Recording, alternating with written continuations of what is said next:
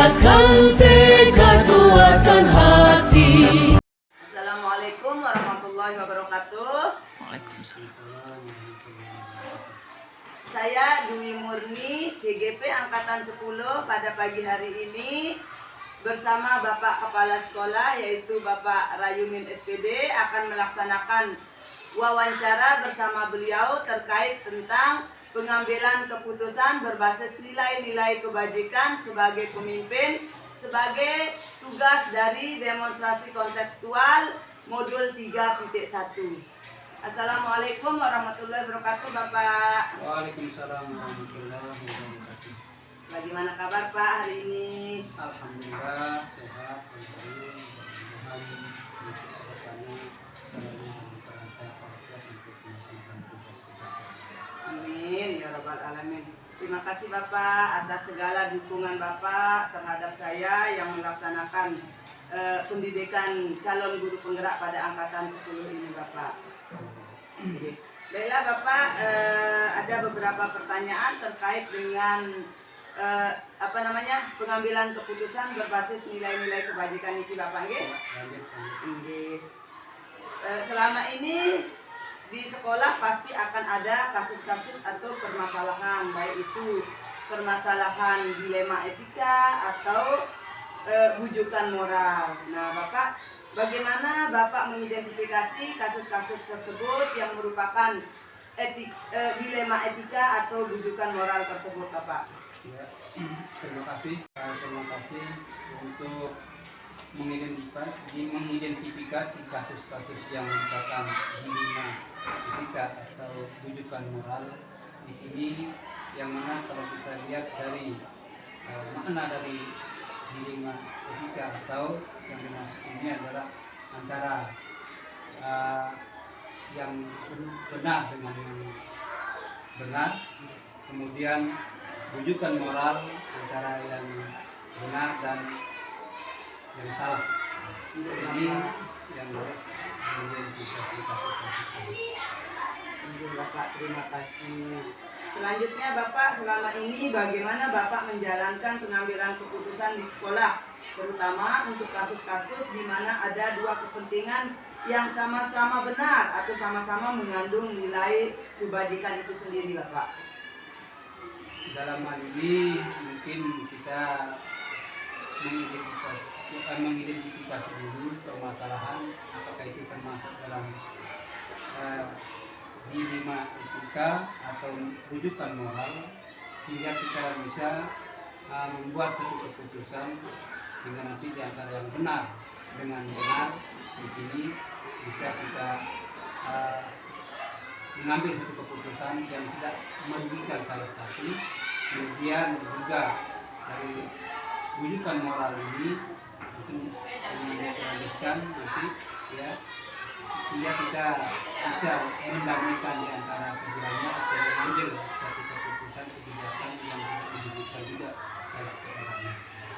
Bapak, terima kasih. Berarti Bapak akan mengidentifikasi permasalahannya, kemudian Bapak akan mengambil keputusan dengan mempertimbangkan agar salah satu pihak tidak ada yang dirugikan. Ini Bapak. Selanjutnya Bapak, langkah-langkah atau prosedur seperti apa yang biasa Bapak lakukan selama ini dalam mengambil keputusan? Ini mungkin yang pertama mengenai bahwa ada nilai-nilai yang saling bertentangan dalam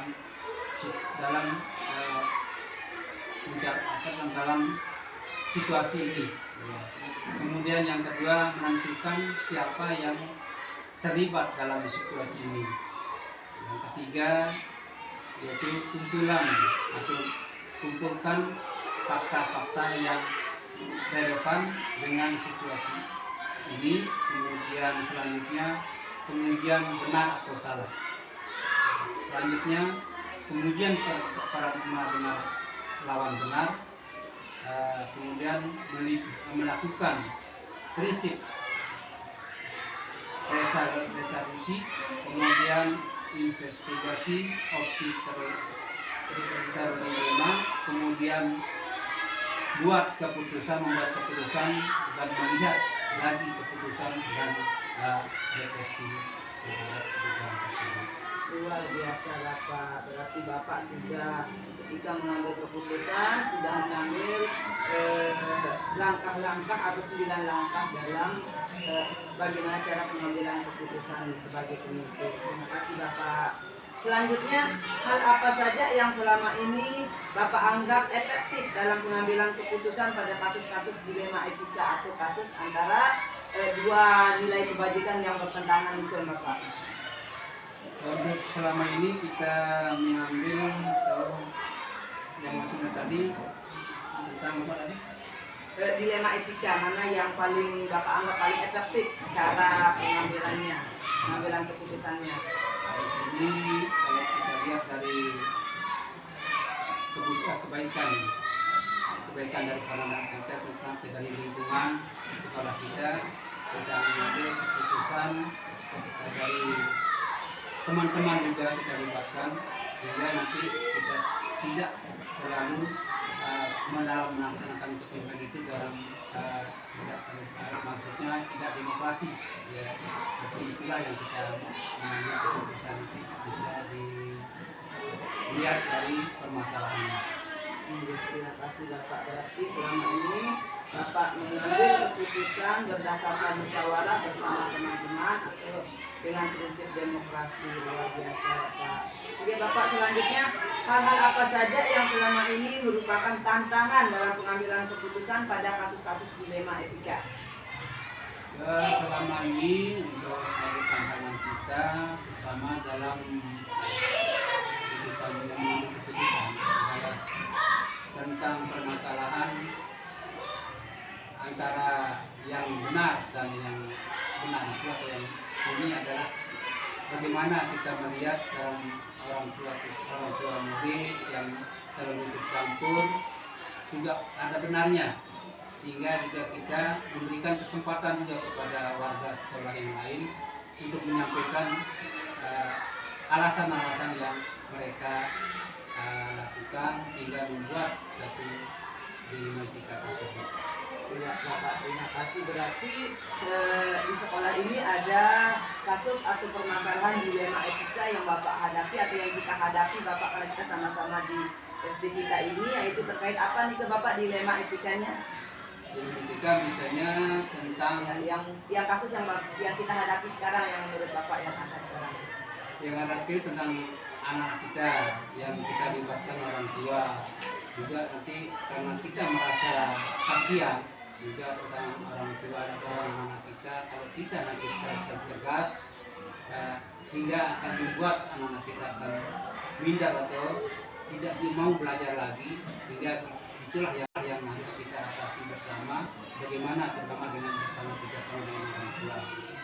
Berarti ini yang Bapak maksud adalah terkait dengan kasus kita pada wali murid kelas 1 yang menunggu anaknya sampai beberapa bulan Bapak ya ini yang permasalahan kita tiap tahun ya Bapak. Terima kasih. Selanjutnya Bapak, apakah Bapak memiliki sebuah jadwal tertentu dalam menyelesaikan sebuah masalah atau langsung menyelesaikan di depan atau memiliki jadwal khusus bentuk atau prosedur seperti apa yang Bapak jalankan ketika ada permasalahan atau kasus-kasus yang dihadapi? Ya, terima kasih. Selama ini kita memang menjadwalkan kepada kasus-kasus yang berat istilahnya, tapi yang bisa kita atasi dalam waktu yang tidak terlalu lama, mungkin kita bisa langsung memberikan keputusan pada saat tersebut atau tidak di tempat ya, sehingga tidak terlalu berlarut-larut ya. Tapi kalau permasalahan yang berat, maka kita menjadwalkan untuk pemanggilan misalnya orang tuanya kalau permasalahan anak kita, sehingga ada rasa keadilan yang dirasakan oleh orang tua tentang perhatian kita kepada anaknya. Luar biasa ya, kita mengambil keputusan atau menjadwalkan menyelesaikan masalah jika masalah itu berat ya, luar biasa agar kita tidak mengambil keputusan yang salah. jika permasalahannya kecil yang diselesaikan secara langsung. Iya Bapak, terima kasih. Selanjutnya Bapak, adakah seseorang atau faktor-faktor apa selama ini yang mempermudah atau membantu Bapak dalam mengambil keputusan dalam kasus-kasus dilema etika? Dalam hal ini kita selama ini untuk mempermudah kami dalam mengambil keputusan tersebut adalah adanya kerjasama bersama guru-guru atau staf yang ada di sini di sekolah, sehingga kita bisa mengambil keputusan melalui masukan-masukan yang ada di sekitar atau lingkungan sekolah, terutama dari Pak Guru maupun warga sekolah yang ada di sini. Bapak, berarti Bapak selalu berkolaborasi dengan rekan-rekan guru atau rekan-rekan sejawat kami Bapak. Ini benar adanya ya. Terima kasih Bapak. Selanjutnya Bapak, untuk pertanyaan terakhir, dari semua hal yang telah disampaikan, pembelajaran apa yang Bapak dapat ambil dari pengalaman Bapak dalam mengambil keputusan tersebut? Untuk selama ini berarti sangat berpengaruh, terutama untuk kinerja kita, terutama kami, sehingga dalam pengalaman yang kami ambil di sini adalah bagaimana untuk memberikan rasa nyaman kepada warga sekolah, terutama sehingga proses pembelajaran bisa berlangsung.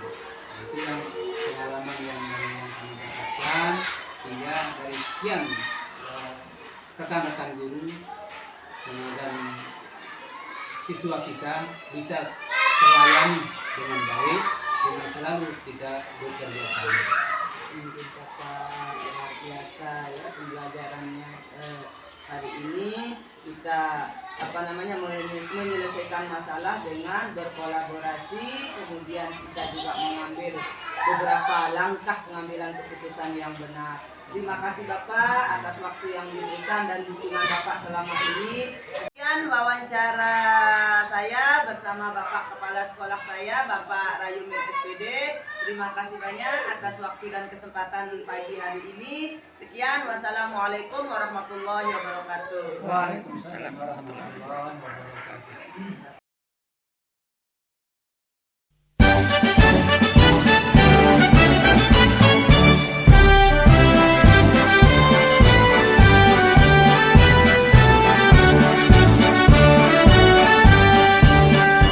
Bulatkan tekad, kuatkan hati, negeri ini memanggilmu kawan.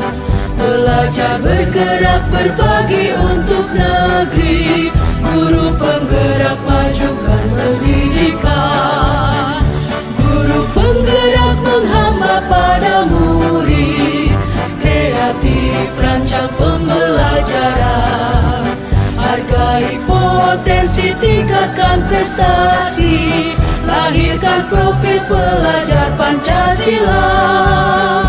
Belajar bergerak berbagi untuk negeri, kita menjalin kolaborasi. Belajar bergerak berbagi untuk negeri, demi bakti pada